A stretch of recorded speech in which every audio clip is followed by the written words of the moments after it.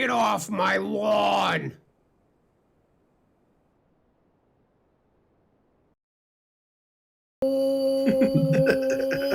What's up, YouTube? Welcome to the Old Cranky Man Collectibles YouTube channel. My name is Blake, and I'm here with Stefan. Hey, There's two of you here. Sega. There's the one that's here with me now, and the one that's on the camera in the top right corner. That's you, my friend. Yeah, you were also on camera slightly there. My arm.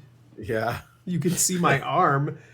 Oh my gosh. So you're playing Gruul Monsters against Jeremiah's Grixis Thieves here. Yeah, new deck for me. New deck for Jeremiah too. I made it for him. So good, honestly. So yeah, he challenged me last week. He says, "Hey, let's each make a deck for the other person." We spoiled one card in the deck, and then just showed up today and handed each other a deck box, and we went off. What was the card that you spoiled for him? Bribery. Never saw that card. Very happy I didn't see that card. So he's gonna start things off here with I don't know what that card's called. It's the flying thief that mills me. Merfolk Windrobber. That's what that is. Yeah, he can sack it to draw a card if I have 8 more cards in my graveyard. So and I'm just gonna go Iggy. I'm gonna noble. This is a rogue typal deck. It's got something like 21 rogues in it or something, and surprisingly, there are a lot of really good rogues in Magic. Let me give you a little rundown. Yeah, that's a good one. Let's see here. Gonti, Lord of Luxury, yeah. Opposition Agent, Very good. Mercurial Spell Dancer, also a rogue, yes. And what kind of payoffs do you have for the rogues? Yeah. In this current configuration, there is a copy of Una's Blackguard, which is a 2-mana fairy rogue. It says all your rogues enter the battlefield with additional +1/+1 counter, and it also says whenever a rogue you control, or whenever a creature with a +1/+1 counter on it you control deals combat damage to an opponent, they discard a card. So it turns all of your rogues into Hypnotic Specters. Yep. We did see sort of an aggressive open here from Jeremiah. Yeah, and I mean that's kind of what this deck does. It's more of a tempo deck. Like you're trying to get under there, squeeze value out of your cards, but then it also goes really tall because I knew that I was making this for Jeremiah. I put some of his favorite cards in there, like Cruel Ultimatum, Rankle, who is also a rogue. Very good. That's so good. I love Rankle. Rin and 6 going to come down here and take care of this Mercurial Spell Dancer. Yeah, I was kind of like trying. I saw that I had this card in my opener, and I was like trying to figure out exactly how I was going to do it because if I tick it down twice, it's going to die to this thing. Because this Merfolk has flying. It does, yes. So I'm like trying to figure out exactly how I'm going to do that. You see me at 3 mana here. Get real comfortable with that. Here is a Shadow of Doubt. Yeah, cracking a land into a Shadow of Doubt. Woof. Players can't search libraries, and I'm going to stomp that. And it looks like a daze for value here, just trying to keep you off of all of that extra mana. Yep. Yeah. Saving himself a life point too, because I would have been able to attack him pretty freely. Here's a dashed Ragavan. Gonna take care of that Rin and 6. Goodbye, sir. Yeah, the dash mode very relevant in this deck. Oh man, that hurt. That hurt losing that because I had a two land opener with Noble and Ren and 6. Yeah, you were really banking on the Ren and 6 there, and it got you back to Fetch Land, which got Shadow of Doubted and then got taken out by the Ragavan. So you'll notice I checked graveyards there. Yeah, so here's a Tarmogoyf. It is a 5/6. Goyf got real big real fast. I believe it was land Planeswalker because he milled my Soul Ring, and then he had instant and creature in his graveyard. That is a giant Tarmogoyf. It's true. It got real big real quick. Jeremiah not having the same problems as me, just really making those land drops. Well, you got the Scalding Tarn here to catch you up, right? Sure. Great, absolutely, love to do that. I have a Minsk and Boo in hand that I'd really. Oh no. Okay. Well. Yep. Yeah. Just gonna go ahead and get him a mountain. I love how you were like searching. Oh, okay, you're searching. No, he actually asked me to do it for him. He's just like, pull me a mountain out for me, and I was like, do you want to see the deck? He's like, nah. He's like, I will look at your hand though. That's hilarious. So we got to see the Minsk and Boo that he's narrowly avoiding here. I am gonna slam a jam into him with this 5/6. Yeah, I mean, he might be putting a lot of pressure on your resources here, but your board is notwithstanding. You've got a 5/6 Tarmogoyf and a Bone Crusher Giant now in play. Yeah, you are Resolved Giant. You are not messing around. And he's at 11. It's yeah. Oh, I slammed in for 6 because I did get the Exalted trigger. Yeah. So yeah. I 5, 6, 7, 8, 9. Yeah, I have him at a 2-turn clock effectively right now. This deck, the first game really came out swinging, and I think if I have a good draw, it's very hard to stop me in the first few turns. Jace the Mind Sculptor are going to come down here and unsummon the Tarmogoyf. Yeah, very good, smart play. That creature was super thick. I don't know that we see the Goyf again. I think I don't know that I recast him. I come over at some point in here, and I don't think I saw the Tarmogoyf at all. So here's a Blood Moon gonna ruin Jeremiah's day. Yep, and this worked out really well. I have a basic forest, and I have a noble. This is gonna turn off all of Jeremiah's black mana, and he's gonna dash this Ragavan and exile my Scavenging Ooze. And I believe I said, are you going to cast the Scoos? Remember, the Scoos don't lose. Kind of goading him into using his only source of black mana here. Yeah. Scoos don't lose, bud. Ooh,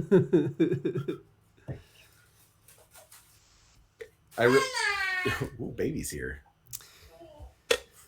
Yeah, so, Opposition Agent, great card. It doesn't really do a whole lot against you. No. You've got that Eldritch Evolution in here, which you did say that you're going to cut. Oh, yeah, that card's going. So outside of fetch lands, you're not playing Urza Saga, right? No. Yeah, so outside of fetch lands and the Eldritch Evolution, you don't really have anything to tutor. So that fetch land was about as good as that Opposition Agent was going to get. Correct. Yeah, I was impressed with his sort of like, he appraised the situation and sort of was like, yeah, this is the correct thing to go after. Especially like knowing that the top of my curve is sort of 4/5. Like I have a couple 5s, but it's like mostly 4s. Mm-hmm. Like you Minsk and Boo, you got your Questing Beasts, your Raging Raptors, your whatever. And the Scoos like can put some pressure on like some of the, if he can get green mana, he can sort of activate it and exile some things. Right. The Ragavan will continue to make treasure tokens as long as it keeps connecting. Yeah. So correct. And if anything, it stymies my ability to swing out. Right. Like he can dash it in. I can't really afford to swing with this Bone Crusher. Just kidding. Trade with me or die. It's a 5/4 because I have Exalted. Yeah, you absolutely have to, keep putting it on him here. So baby, I'm Gruul. Gonna take care of both of those, and this is a Miglaw's Maze Crusher. Oh yeah.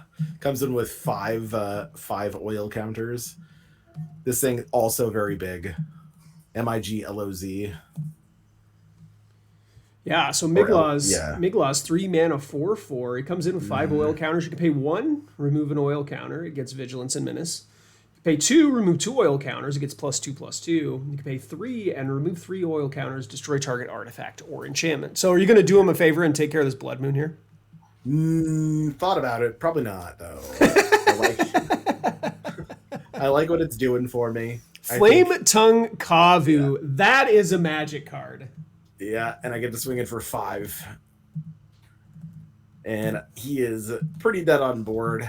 So we're just going to go to a draw and see if he can put up any kind of fight here. Yeah, I mean, that Blood Moon, locking him out of really doing anything productive there.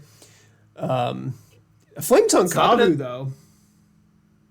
So the other reason that I had, and you saw that as a 4-drop, right? But the reason that I really liked the Blood Moon there was I got to turn on the mana from my fetch lands. So even if he had Oh, right. yeah, it became actively mana. I have a lot of basic forests in this deck. I believe 6 and 4 mountains. So there's a lot of basics. It's very easy for me to kind of play around things. Yeah, so we've been talking a lot lately about Blood Moon, and yeah, a lot of decks can play it that maybe shouldn't. Correct. This Gruul Monsters deck, on the other hand, though, I think it's like it is one of the decks that can make good use out of a Blood Moon, because you play the Blood Moon and you just need to take your opponent off of their mana for a turn or two, so that you can just get in there sideways with your creatures and finish the game out. Blood Moon, not a game plan in itself, but it's just a buy time to do the thing that your deck wants to do. I think this deck and Blue Moon are two of the best decks to utilize that kind of tempo gain. Right. Just, take your opponent's ability to, double spell away for just a turn or two, and, put a whole bunch of power onto the battlefield. And I don't think it colds even the 4-color decks anymore. Like, those decks have the ability to kind of play around it still. The initiative out of those decks does a lot. So just, most of the initiative cards just have a single colored mana in their mana cost, so they can get their basic and then go find another basic and unlock at least 2 colors, if not more than that. Yeah, it's sort of pretty easy, and like that has also increased the number of basics that people are including in their deck in general. Yeah, so you'll see like these 4-color decks that are still running like 8, 9, 10 basics. So fetching will, like, they'll just fetch for a basic, or like it's totally fine to them as long as they're able to hit the mana that they need. They'll fetch for like a duel and then a basic and be good to go. Or the triomes do a lot of work there too. So you can get a triome and then you can just fill out your other colors with basics. Oh yeah, that's true. Yeah, man. This had to mulligan to 6 here, and I am on the draw. It's you're gonna see a very different game. No spoilers, but not off to a rip roaring start this time. Your deck mulligans fairly well, though. You're not looking for a whole lot in your opening hand. You just need lands and spells. Yeah, and I am fetching in response to his fetch. Correctly playing around Stifle. Good on you. Thank you.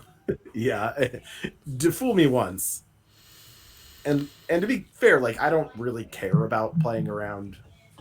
Like, if you wanna Stone Rain me, that's fine. It's not a huge gain against you. You're a 2-color deck that, doesn't really need a ton of mana to get going in the first place. So, the decks with the mock spreads, like Stifle is not what it used to be, but the card is still incredibly backbreaking if you have it at the right time. Yeah, it does exactly what you need it to in the times that it does. Like stifling a planeswalker activation is nuts a lot of the times. Like you'll wait till they ult and then we've got a couple of storm decks running around the meta right now, and I did use a Nimble Obstructionist to stifle a storm trigger on Friday. So that's one of the more like proactive things you can do, because you should waste the entire storm player's turn and hopefully most of their resources in the process. Yeah. And a lot of times there's just no recovering from it, because they'll have one storm card. Right, they have a storm turn, and you ruin their storm turn with one singular blue mana. It's crazy. Yeah. And then they have to either have some amount of reactive spell in hand, which a lot of times they don't. Like a storm deck is just gonna go for it. Ugh, man, just really having the answers here. So this is funny. He plays the expressive iteration, and I was like, you already played your land for a turn, and he's like, oh right, I don't play this card. I was like, do you want to take it back? And he's like, yeah. So that was on last turn. This turn he's like, okay, I'll play expressive iteration now. Plays his third land. Yeah, he so like I said, Jeremiah and I each build each other's decks. So yeah. He doesn't play blue red. So Yeah.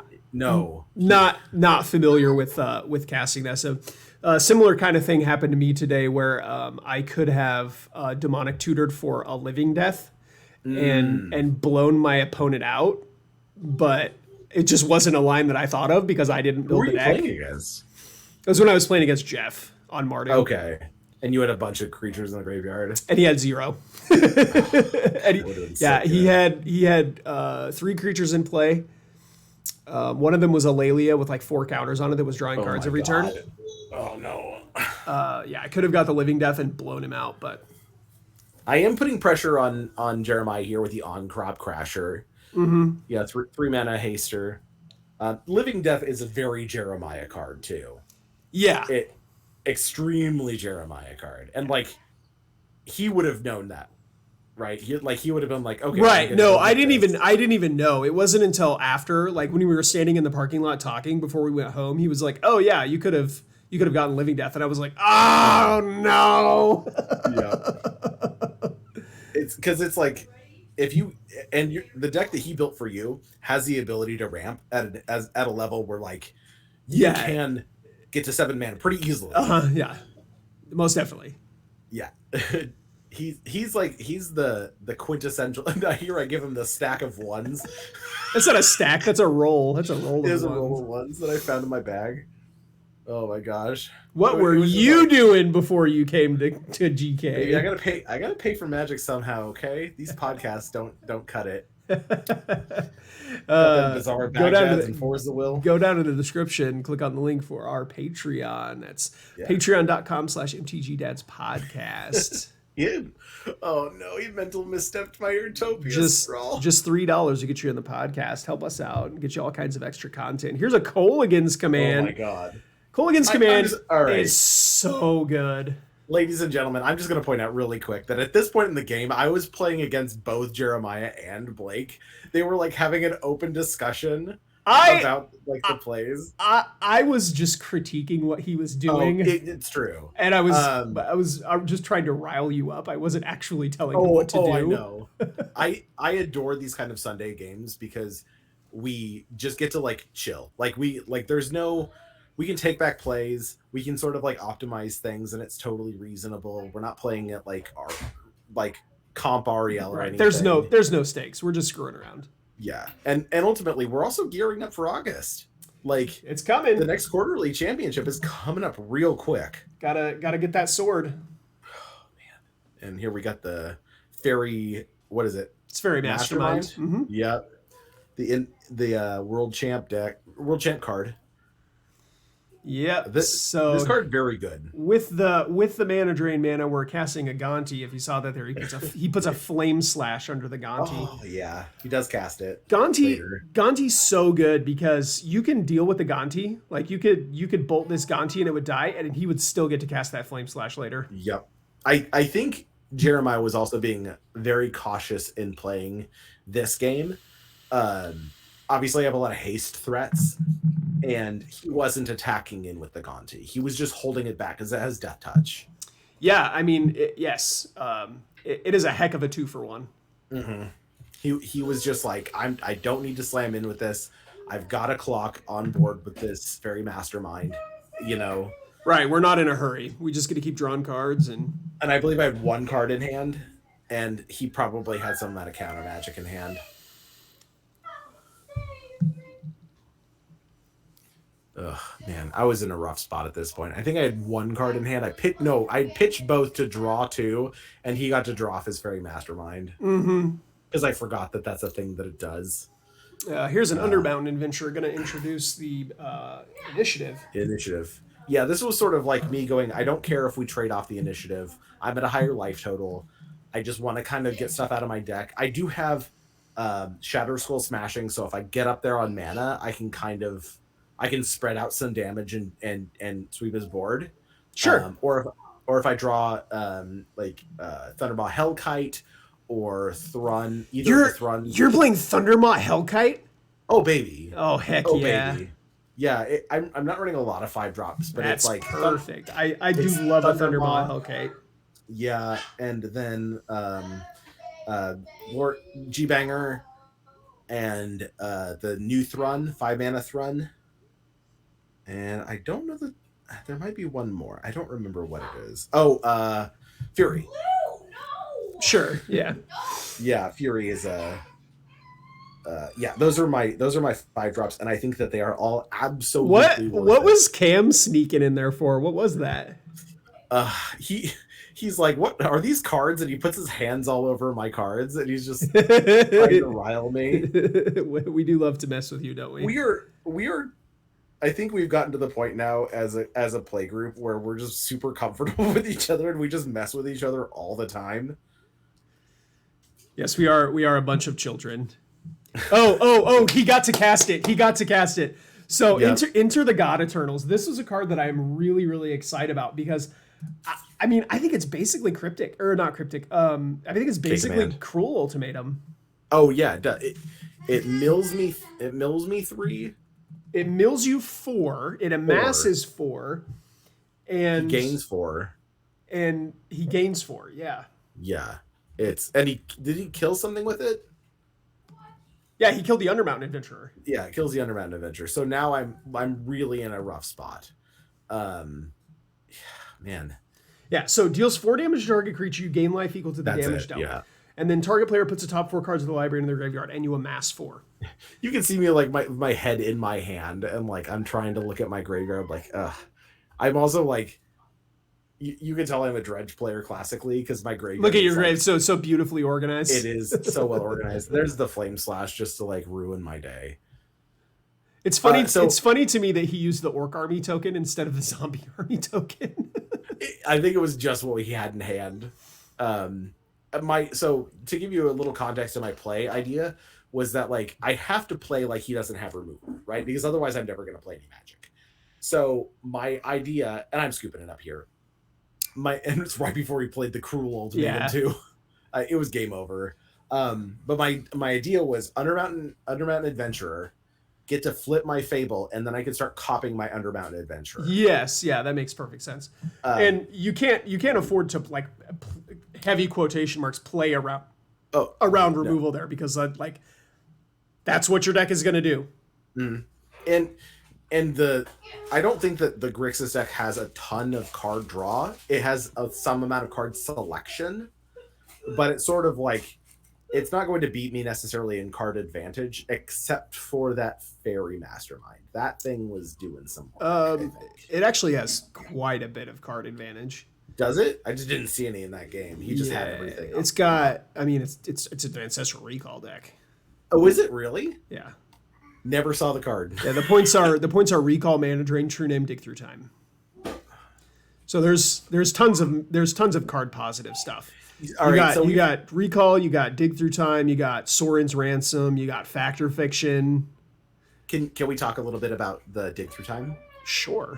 That choice is a point. Is that because we've seen an uptick in the? I am choosing to play Dig Through Time over Treasure Cruise here because of Orcish Bowmasters. Yes. Yep. Okay. Because Orcish Bowmasters against like you kind of want to hedge that bet. Ancestral Recall, it's just so good it doesn't matter. Yeah. But dig sort of lets you have that additional resource. Right. Of like I'm not drawing these. So it's not necessarily because they can flash it in response. It's because if that thing is already in play and you don't have an answer for it and you need to find an answer for it, which often happens. I mean, it does happen. You know, drawing a Treasure Cruise off the top, you'd be like, okay, well, they get a Lightning Bolt me now and also make a 3/3. Mm-hmm. Yeah, as opposed to Dig Through Time, you get to look at 7 cards and maybe find an answer for the Bowmasters. Yeah, Jeremiah just taking a mulligan to oblivion here. He's going to 5. He's going down to 5 here. That's unfortunate. And I'm keeping a 7. I will point out that I never played a single point today in any of my games. The whole day? Whole day. Didn't play a point. Impressive. Yeah, I think my deck could actually be fine with 0 points. I think a lot of decks could, but why? I think we're just trying to get explosive starts more than anything. The deck is boxed. See, Jeremiah, I got to tell you something. The reason the deck hates you right now is because you boxed it. we were actually having a conversation about that, and he said he'd feel bad if he didn't hear you shuffling his cards like you hated them from across the room.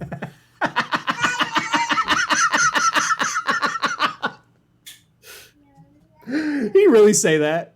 Yeah. Yeah, you could text him about it. That's hilarious. He's like, I feel bad, but I can hear Blake shuffling my cards like he hates them from across the room. And I was like, yeah, okay. That's hilarious. Yeah, you two both just play cards like they're playing cards, and I appreciate that. So you started with that's the what is it called? Biophagus. Biophagus. Yeah, it's the card that makes rainbow mana for creatures, and then if you cast a creature with it, it comes with a +1/+1 counter. Yeah. And he uses a terminate here on that. Yep, it's correct. That was my other red source. I'm not sure. If that's correct. I will tell you right now, it was, because that was my other red source. I don't know. I like killing the Reckless Stormseeker. Yeah, here's the Stormseeker.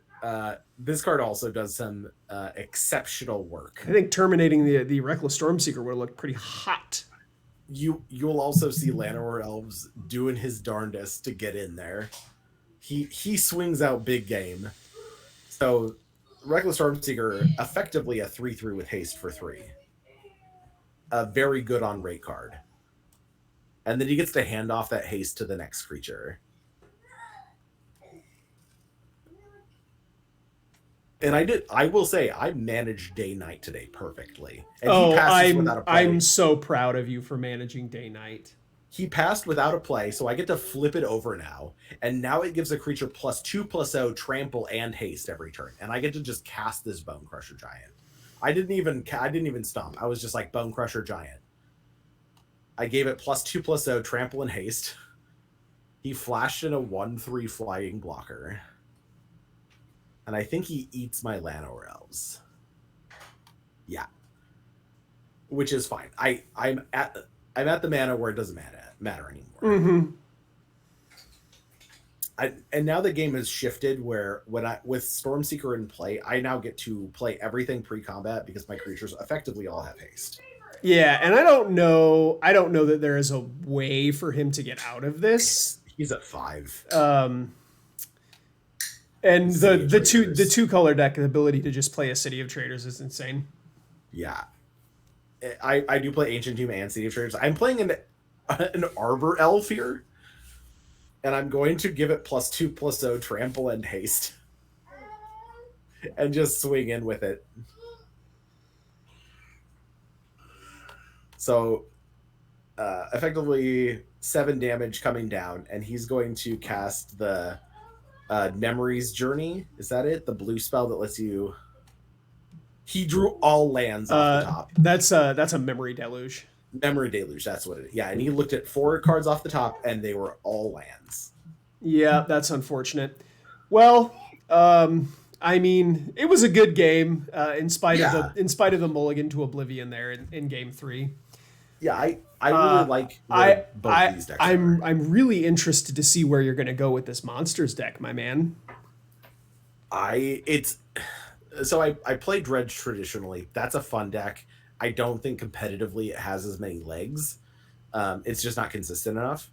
This deck feels like, and I'm showing him just like some of my top end and point considerations. But it feels like if I'm looking to get games over, have enough time to get a snack between rounds, this is the one that I'm. And like I like the build that I did on it. It just goes so fast. Like, yeah. Mana Dork into 3-drop, like 60-70% of your threats have haste. Yeah, or trample, or both. Like, let's go. Mm-hmm. It takes and keeps not even keeps, like, it doesn't need to keep the initiative. It just needs to take it and take it again. And like, as long as if it's going back and forth, that's fine. I don't care. Mm-hmm. As long as I'm getting it also. Right. It's that burn perspective. Right. You're not trying to like